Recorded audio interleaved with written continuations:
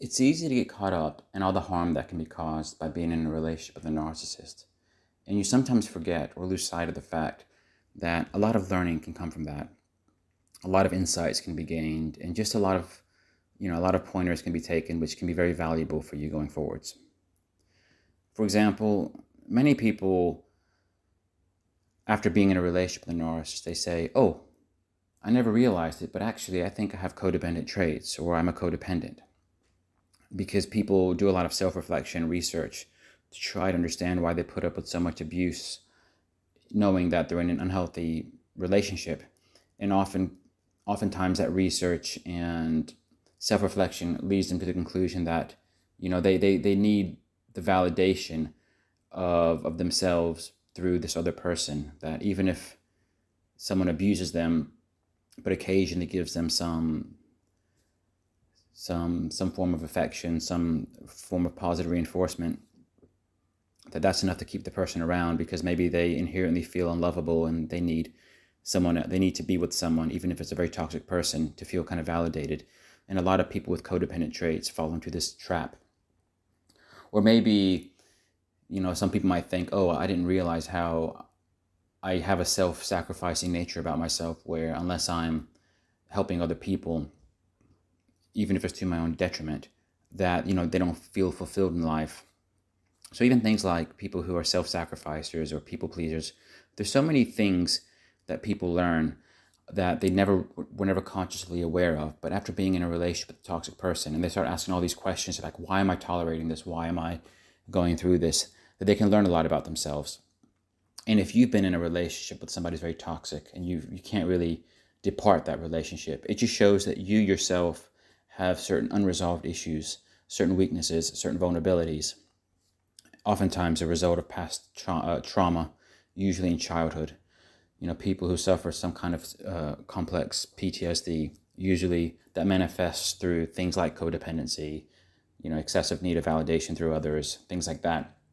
And because narcissists and toxic people and people with manipulating tendencies, because they seek out people who are high in these maladaptive traits, who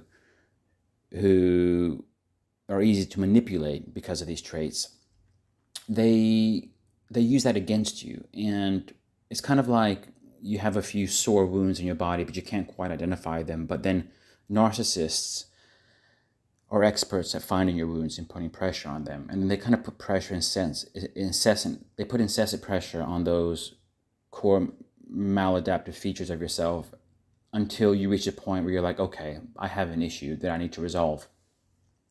So while you might spend a long time in a very unhealthy relationship, a lot of toxicity, a lot of push-pull, a lot of, you might have a very, very deep trauma bond towards your abuser where you can't seem to let them go. You have constant intrusive thoughts about them. Even when you want to let them go, you just kind of feel compelled to go back to them.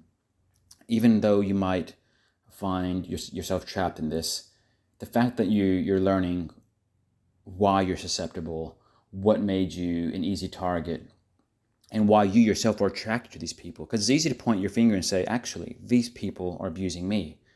But actually, you yourself find an attraction to those types of abusers, because normal, healthy people are often not seen as interesting or attractive to people who've suffered severe trauma. A lot of people who've suffered severe trauma, people with codependent traits, for example, like very high in codependent traits, they often only see narcissists or other dark triad personalities as appealing, as interesting, as attractive. And unless they're looking at somebody who has these toxic traits, they might think, oh, the person's not really worth their while. So, it's kind of part of the self-reflection and learning is to accept that you yourself played a part in it, in a sense that maybe unless somebody's too good to be true, they're not good enough for you. It's easy to get caught up in that mindset. You want somebody who's bigger than life, somebody who can rescue you, somebody who can love bomb you to the extreme.